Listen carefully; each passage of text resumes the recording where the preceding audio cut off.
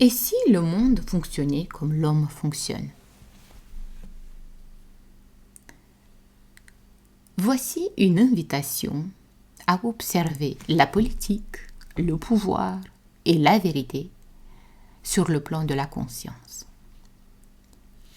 La politique n'est pas ce qui me passionne le plus, loin de là, mais la conscience, oui. Elle fait partie du centre d'intérêt de ma vie. C'est pourquoi vous trouverez très peu des sujets politiques sur mes podcasts. Mais s'il est question de conscience, il fera partie de temps en temps. Pour me présenter, donc moi je m'appelle Aurika et la seule définition que j'aime pour me définir, c'est me décrire comme une œuvre d'art vivante. Dans ma vie professionnelle, le coaching, le leadership, le management, la thérapie, la formation, bien que je ne les anime pas beaucoup, mais il y a aussi les méditations actives et sociales. Tout cela sont les domaines où j'aime exercer ma créativité.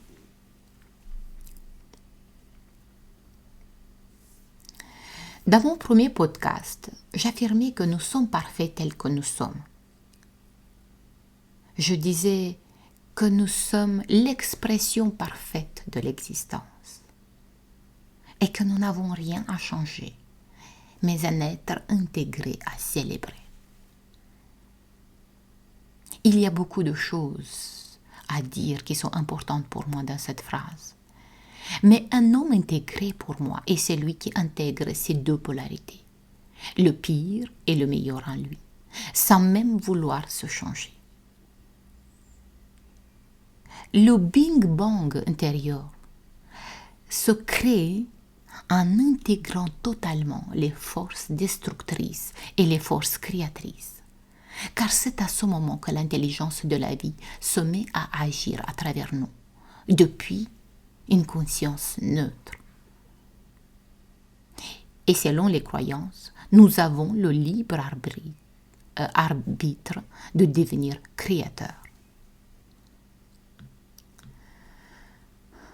Ma compréhension actuelle du monde, c'est que nous vivons dans une intelligence collective où le monde fonctionne comme chaque individu fonctionne.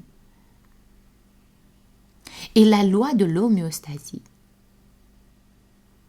se passe aussi dans le monde quand on arrête ce qui agresse le monde.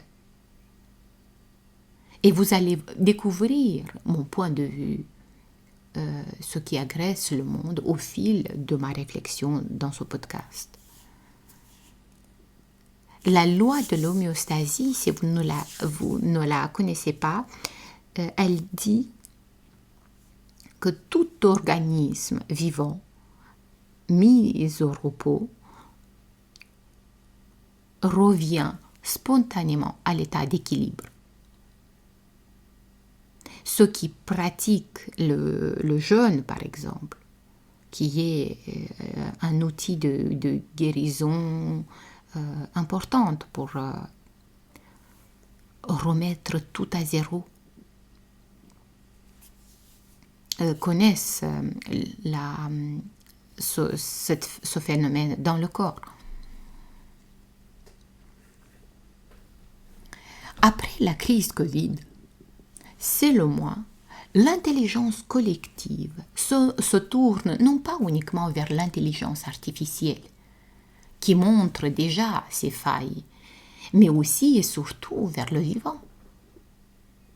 Je ne sais pas vous, mais moi, je vois des jardins partout, des arbres décoratifs sont remplacés par des arbres fruitiers, les jardins des fleurs sont remplacés par les fleurs sauvages. Il y a un retour au vivant qui est pour moi impressionnant. Personne ne sait comment les choses vont évoluer, politiquement, socialement, économiquement. Mais une chose est sûre pour moi, Peu importe comment les choses vont évoluer, il va y avoir du pire et du meilleur. C'est la loi de la vie. Et c'est ce qui est passionnant. Donc, accueillons l'inconnu à bras ouverts. En ce qui concerne le nouveau monde, après la crise Covid, où il y a une masse de personnes qui se sont émancipées, je pense que chacun vit son propre nouveau monde à chaque étape de sa vie. Mais si on doit parler d'un nouveau monde qui se réveille maintenant depuis 3 ans, le nouveau monde dont moi j'aspire, c'est le monde où l'homme se sent libre. Libre non pas de quelque chose, de quelqu'un, d'un gouvernement, mais libre intérieurement. C'est-à-dire se vivre imparfait, c'est-à-dire connaître sa vraie nature et agir en respect de soi et de la vie, comme une religion personnelle, libre d'être soi-même tel qu'il est, pour créer, pour s'exprimer, libre de vivre joyeusement et prendre la vie comme une danse, sans se prendre au sérieux. Et si parfois il se prend au sérieux, c'est pas grave. Il n'y a pas de gravité. Il existe 3 types de liberté. La liberté sociale, la liberté politique ou encore la liberté économique.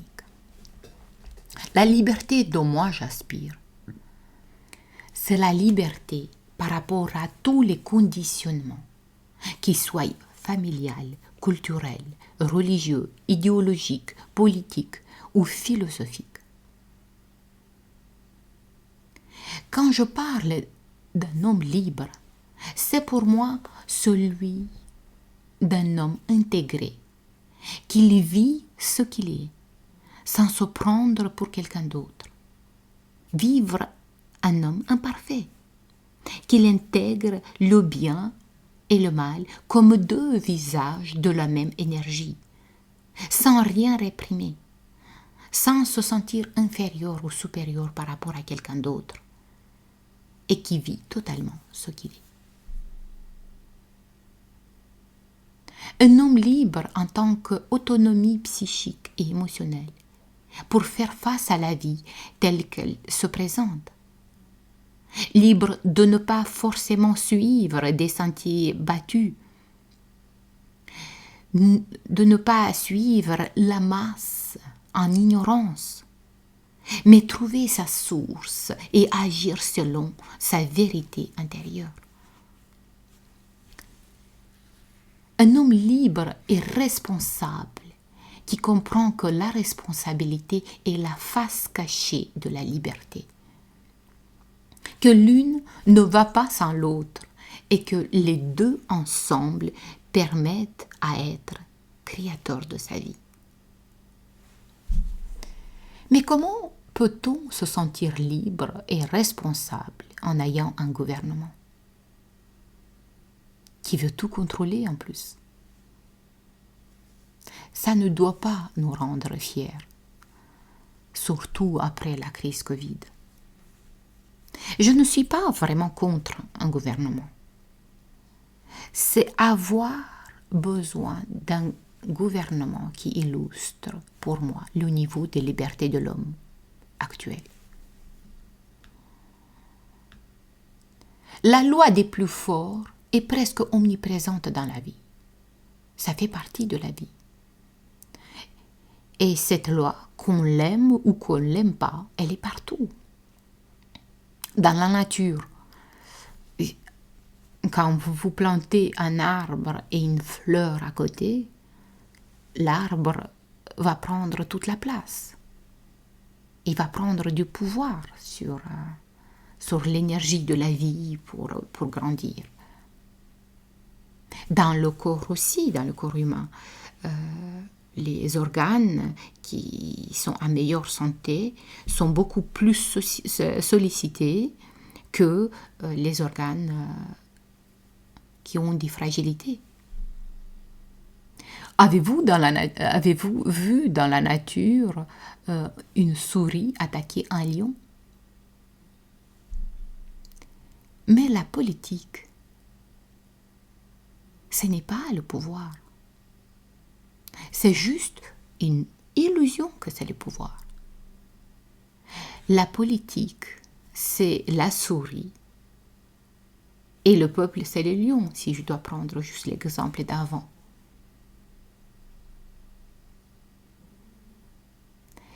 Les choses sont assez complexes, pas si simples telles que je les décris. En plus, ici, je parle d'un langage à tout public. Mais c'est la réactivité du peuple qui donne le pouvoir à la politique. Et c'est comme ça que la politique, malheureusement, joue pour avoir du pouvoir. Donc, il fait en sorte que le peuple réagisse. Et c'est ça qui maintient l'indépendance. La politique a de pouvoir que ce que le peuple lui donne. En attention, en émotion et énergie et en réactivité. Mais le pouvoir politique est un terrain très dangereux pour la liberté de l'homme. Il y a quelque chose dans l'homme, en général, et surtout en politique, qu'il n'est pas capable d'être au pouvoir sans en abuser. C'est comme ça. Je ne vais pas entrer dans toutes les choses qui ne vont pas dans la politique. D'autres sont beaucoup mieux informés que moi et le font très bien. Ici, je me permets d'aborder le sujet en tant que mécanisme psychique, depuis le plan de la conscience, bien sûr. Il y a pour moi un phénomène important dans la politique. C'est que peu importe qui est élu au pouvoir, il entre forcément en contact avec l'inconscient collectif dominant du pays. Et il devient une illustration globale du peuple. En Suisse, c'est un peu différent puisqu'il n'y a pas une seule personne à la tête. Mais il y a une influence sur chaque personne qui rentre au gouvernement. Il y a toujours par-ci par-là des gens plus ou moins intègres en politique.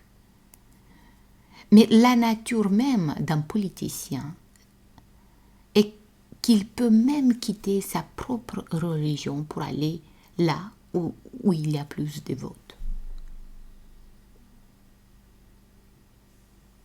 Et être au pouvoir. Mahatma Gandhi, par exemple, est un excellent exemple pour ça. Je vous invite à regarder un peu dans son histoire personnelle et son histoire politique. Vous allez voir qu'il y a des choses qui sont loin d'être si intègres, bien qu'il est devenu l'homme tel qu'on le connaît aujourd'hui, qu'on le cite partout. Mais pour moi, c'est un vrai politicien. C'est pourquoi la liberté de l'homme est si importante pour notre avenir, à mon sens.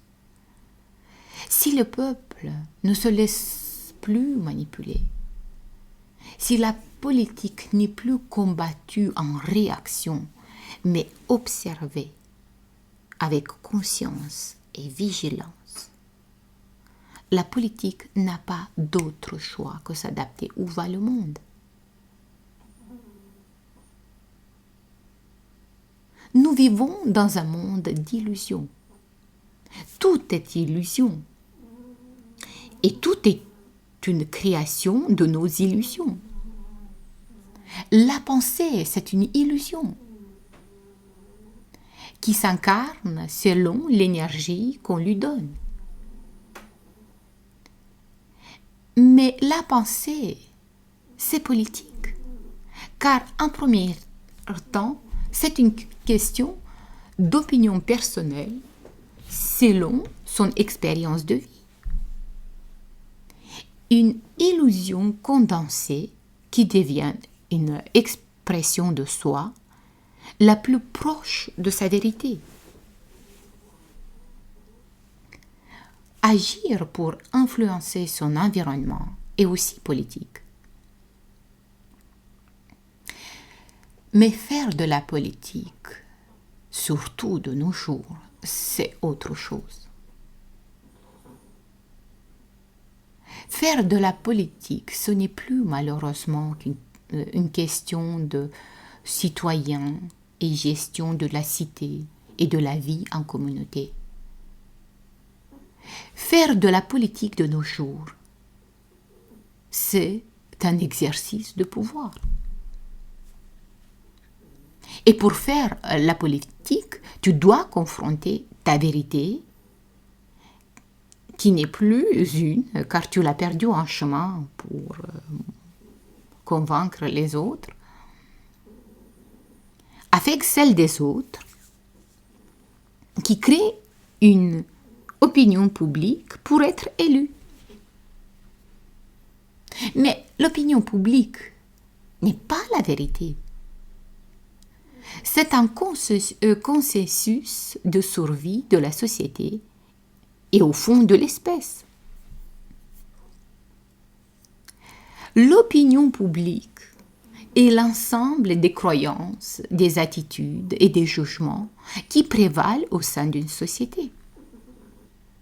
Même l'opinion publique d'un soi-disant meilleur parti démocratique, ce n'est pas la vérité. Car la vérité n'a rien à voir avec la masse, mais avec l'expérience individuelle.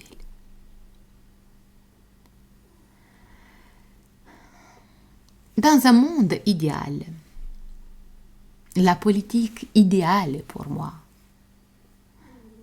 et je vais être très brève, parce qu'il y a beaucoup de choses bien sûr à développer, mais selon toute notre évolution, ce serait un cadre avec quelques règles de base pour vivre ensemble, où l'homme peut être lui-même, spirituellement, émotionnellement, et vivre totalement son unicité.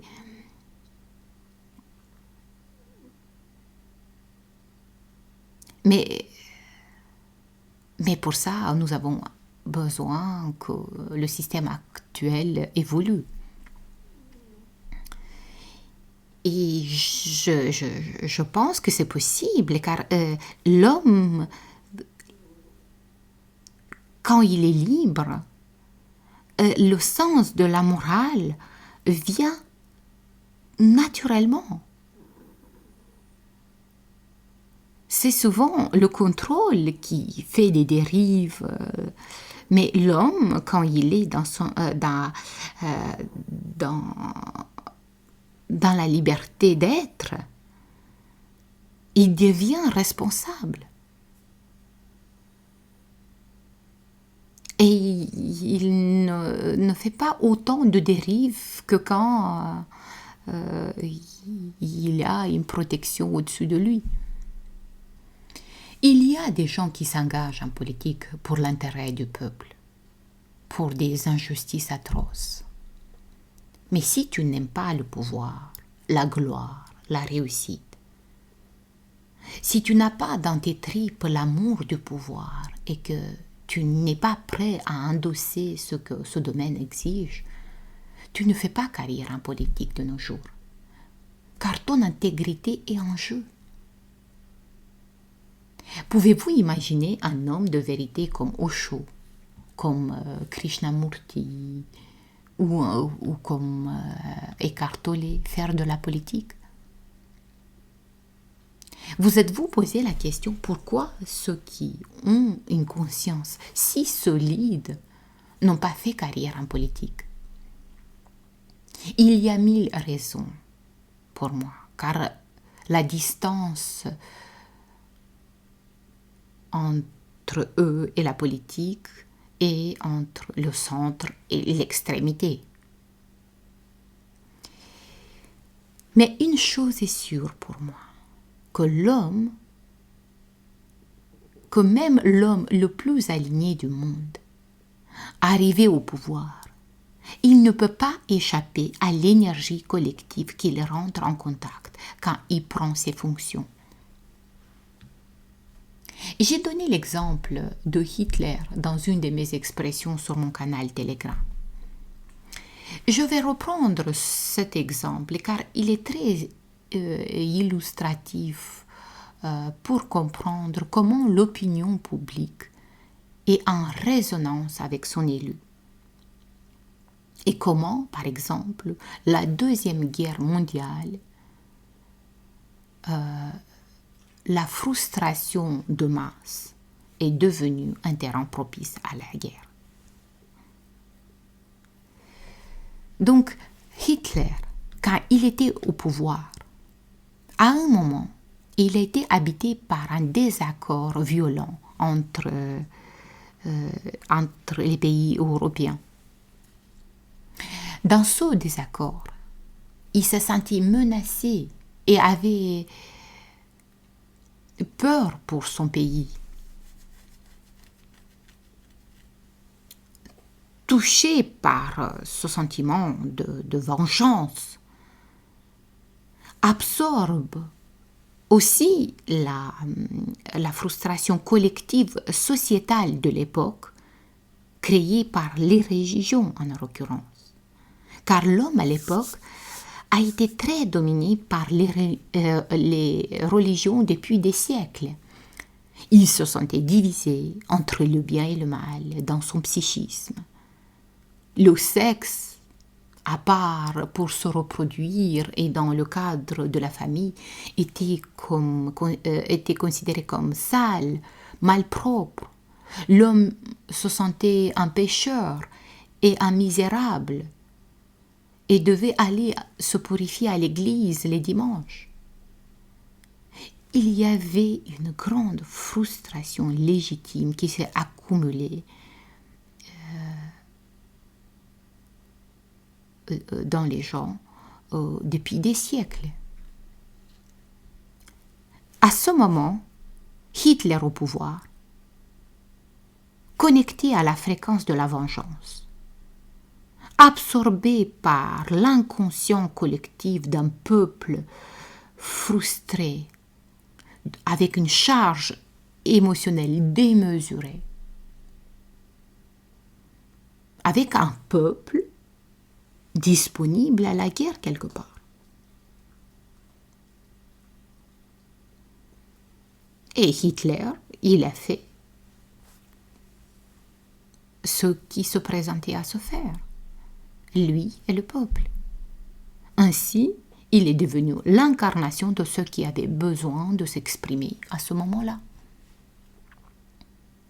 Les gens ont soutenu Hitler, non pas vraiment en hypnose, car même les gens les plus intelligents de cette époque et toute l'histoire de l'humanité l'ont soutenu. La Suisse même a soutenu Hitler.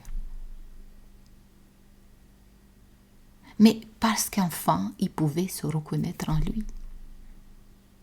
Pour aussi se donner la permission de vivre la violence qu'ils ont accumulée dans l'inconscient pendant des siècles et siècles, en réprimant les émotions, en se limitant soi-même, en voulant être sain, en voulant être parfait, en voulant être solide, insensible surtout pour les hommes, puis les femmes. C'est d'autres limitations.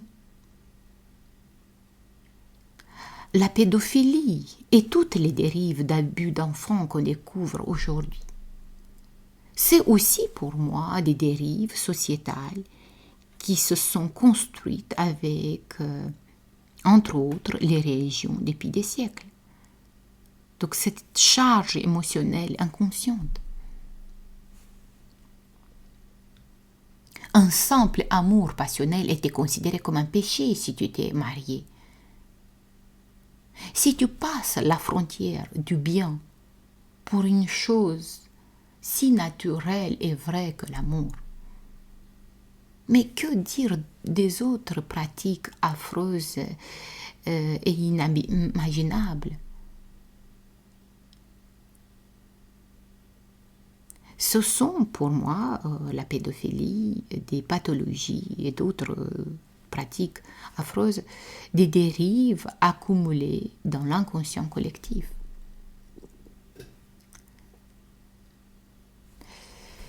Depuis la crise Covid, une foule de personnes ont commencé à faire du journalisme authentique et à aller chercher tout ce qui est caché. Et je suis ahurie quand je découvre ce qui se passe derrière les rideaux du pouvoir. Il y a parfois des atrocités à ne pas dormir la nuit.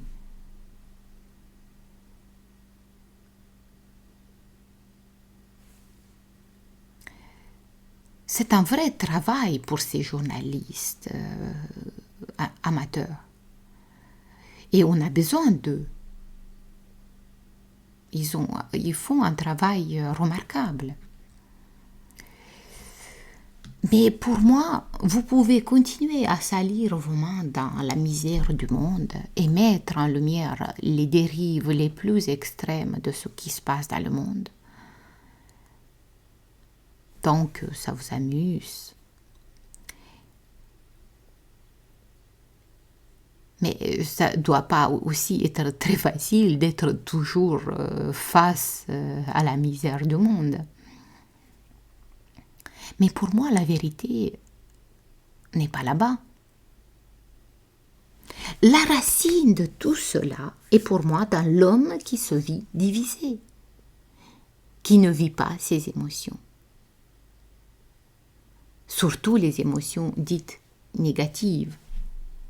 Donc, c'est-à-dire, je veux dire par là, ne pas les exprimer devant tout le monde, mais l'intégrer en lui, les vivre pour soi, avoir cette hygiène émotionnelle, où on accepte les choses, mais on reprime rien, on camoufle rien. Qu'il ne répond pas à ses frustrations et à ses besoins, n'est pas conscient de qui il est vraiment, qu'il vit dans des conditionnements familiales, sociétals, religieux et même politiques. C'est là la racine de toutes les dérives. Pour moi, la solution n'est pas l'illustration de la misère du monde. Un peu par-ci, par-là, oui. Mais la solution, c'est faire la paix avec la misère intérieure. C'est ça la solution pour moi. Car l'homme est le monde est le reflet individuel de l'homme. Quand l'homme cessera de se vivre divisé, quand l'homme cessera d'être ambitieux, missionnaire, on pourra peut-être, pour moi, vivre un monde différent, avec un système politique en représentation de qui il est.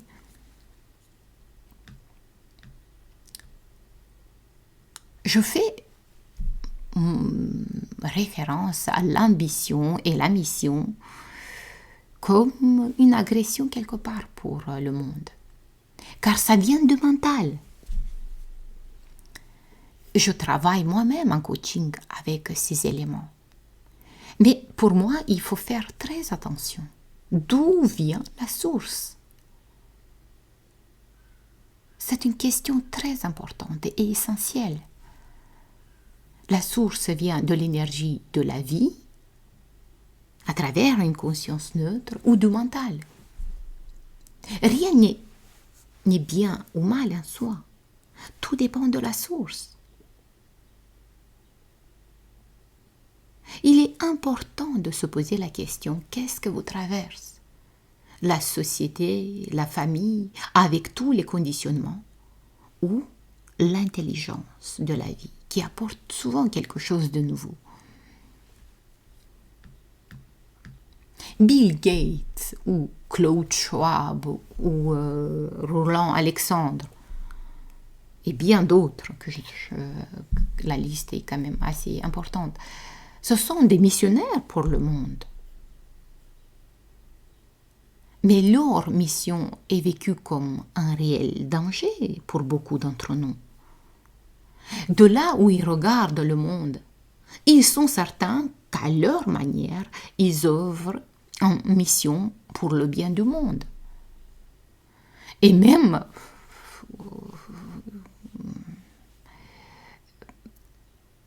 ils sont convaincus ce qui est bien pour demain. En tout cas, moi, ce que je suis convaincue, que la vérité d'aujourd'hui n'est pas forcément la vérité de demain.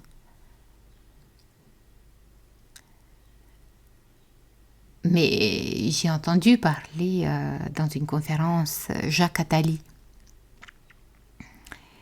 Mais j'étais ahurie en l'écoutant, où il faisait des propos, qu'il a une voix, une proposition pour le futur, et que même il propose de changer la Constitution pour empêcher toute forme de résistance d'une certaine évolution.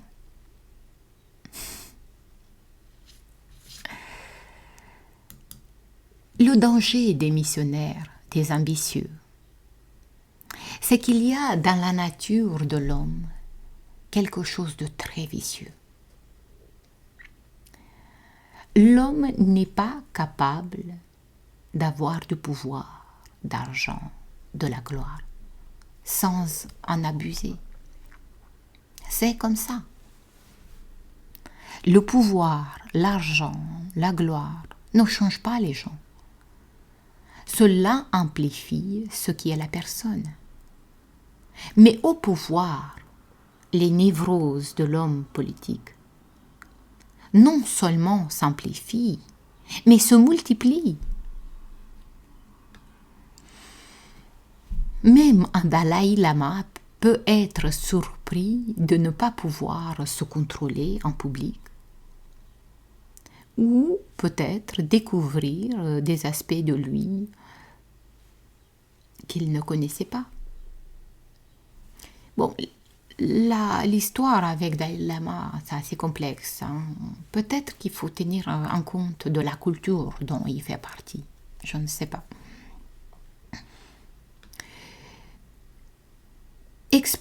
Exercer un métier de pouvoir dans la société est un terrain dangereux. Peuvent surgir à n'importe quel moment à la lumière. C'est pour ça qu'une image publique est nécessaire. C'est une image. Ce n'est pas l'homme dans son ensemble, ce n'est pas un homme intégré. Mais c'est comme ça. Il y a même des exigences du peuple qui soient comme ça. C'est une image publique contrôlée à l'extrême. Mais le plus dangereux n'est pas son image contrôlée à l'extrême, mais que le pouvoir est une drogue très dure.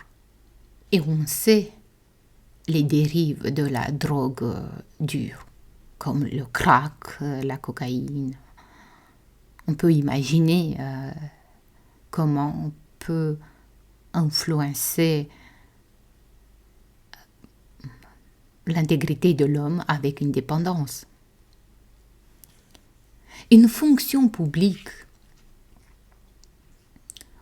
au pouvoir ne doit jamais dépasser une certaine limite. Je dirais 1 an ou maximum 2. Plus, ça devient du crack. Quand j'ai décidé de faire la paix avec la politique dans la période de crise Covid, cela a été un moment où j'ai pris contact avec le politicien qui est à moi. C'est pour ça d'ailleurs que j'ai aussi l'élan de faire cet enregistrement aujourd'hui. La vérité qui m'a foudroyée, c'est qu'à l'extérieur, il n'y avait que moi.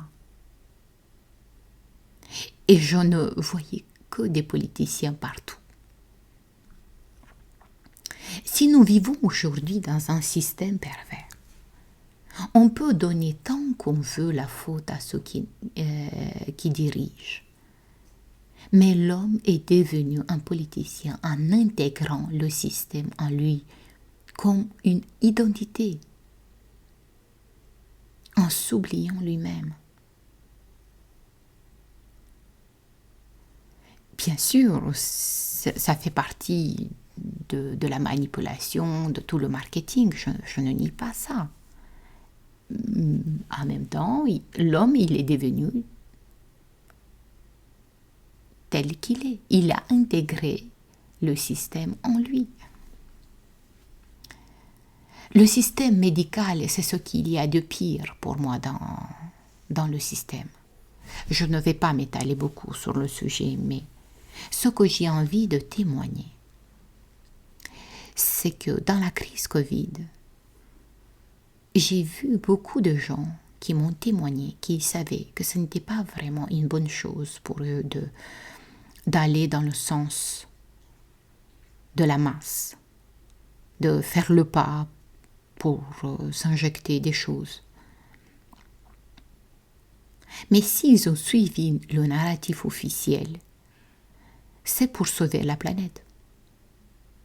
Avec l'idée reçue qu'on est trop nombreux sur cette planète. Un temps, j'ai aussi eu cette croyance, moi aussi. C'est une question à remettre en cause. Aujourd'hui, beaucoup de scientifiques et même des personnages connus comme Elon Musk s'affirment sur le sujet que ce n'est pas du tout vrai. En tout cas, pour moi, en ce moment, je ne perçois pas une mortalité importante. Mais ce que je perçois, c'est que globalement, les gens sont beaucoup plus faibles qu'avant. Il y a beaucoup de gens qui vivent dans le déni, hein. Ils mettent la faute sur d'autres choses, mais les gens ont un système immunitaire beaucoup plus faible, des maladies qui n'y avaient plus revient à la surface. Mais en tout cas, globalement, les gens ont un système immunitaire plus faible qu'avant. C'est ce que je constate. Faiblesse, pouvoir. C'est ça l'histoire.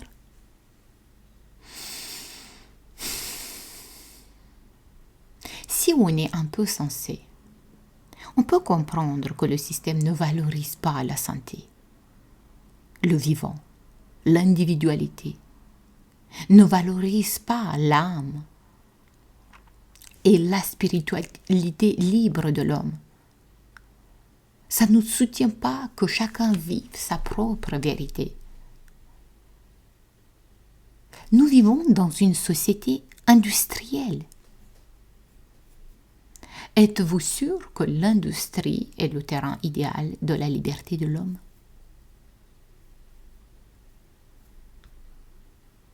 Vous avez la réponse. Il n'y a que vous qui savez.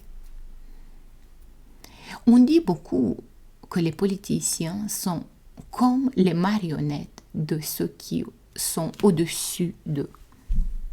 Mais bien sûr. Et vous savez, ça a toujours été comme ça. Car c'est comme ça que le système est né.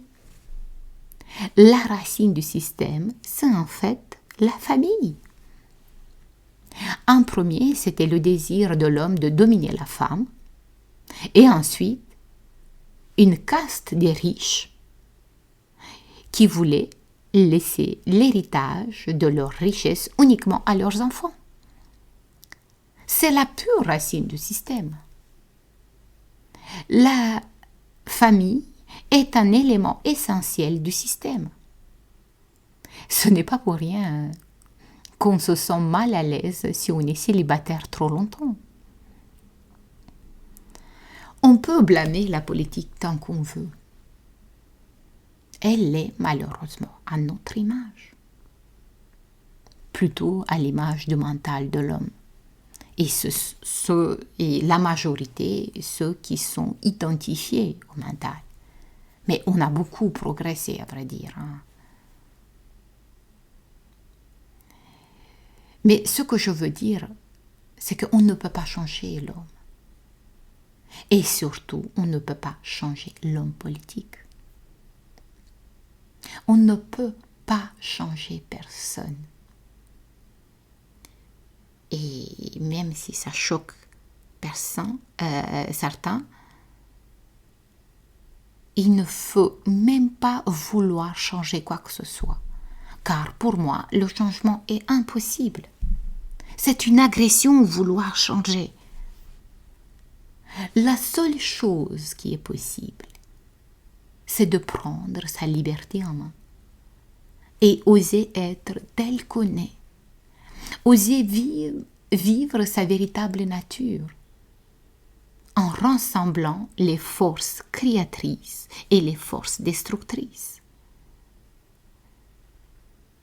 Et créer à partir d'une conscience neutre. Ça, c'est possible. Ça, ce n'est pas une agression. Ça, c'est une création. C'est différent. Le changement est pour moi une conséquence et non pas un combat. Le seul pouvoir que nous avons, c'est le pouvoir sur le système que nous avons intériorisé depuis des siècles. C'est sur la structure politique destructrice du vivant dans notre psyché. C'est là que nous devons trouver la paix, vivre en harmonie avec ça.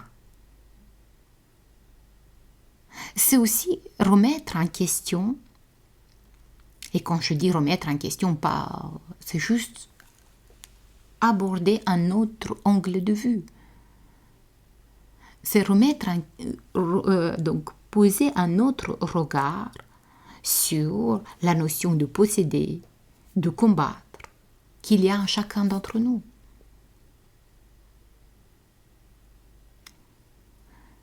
Quand on rentre dans cette énergie de progresser,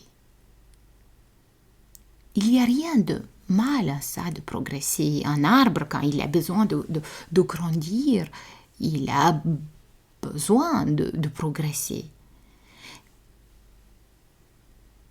Mais il faut faire attention d'où vient la source. Est-ce que c'est une croissance naturelle ou c'est une émanation du mental qui veut dominer le monde, qui veut contrôler le monde? Progresser le système avec toujours cette colonne vertébrale de la libération de la femme qui ne se libère jamais et progresser pour que les riches deviennent plus riches. C'est un cercle vicieux, ce progrès dans le système finalement. On a assez combattu, on a assez progressé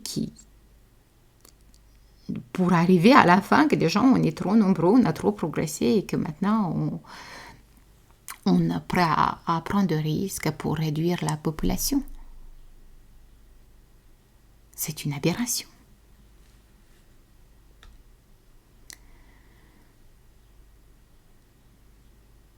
Et si on arrêtait de progresser dans un monde où les gens prennent le risque de mourir parce qu'ils pensent qu'on est trop nombreux? Et si on arrêtait de progresser dans un monde où l'homme est devenu une machine à déchets pour la vie? Et si on faisait une pause et on adaptait la non-action mentale et on commençait à nous célébrer en tant qu'être intégré? Et voyons où la vie nous emporte. Acceptons les choses totalement, sans réagir, sans combattre. Car il n'y a pas d'ennemi à l'extérieur. Je le répète, il n'y a pas d'ennemi à l'extérieur. Il n'y a pas d'ennemi à l'extérieur, à part le reflet de quelque chose que je ne suis pas OK avec.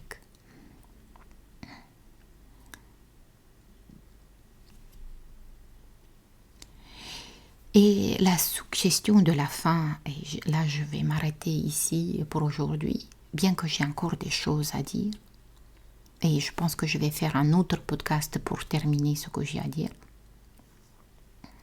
Donc ma suggestion c'est focalisons notre esprit à nous célébrer tels que nous sommes et laissons l'intelligence de la vie nous traverser à travers une conscience neutre et devenons créateurs de nos vies. Voilà les amis, je vais terminer ici pour ce podcast. Merci pour votre écoute. N'hésitez pas de liker ce podcast, de la partager si vous pensez que c'est utile pour quelqu'un de voir une autre vision, de voir le monde. Voilà, je vous embrasse fort et à une prochaine fois. Au revoir.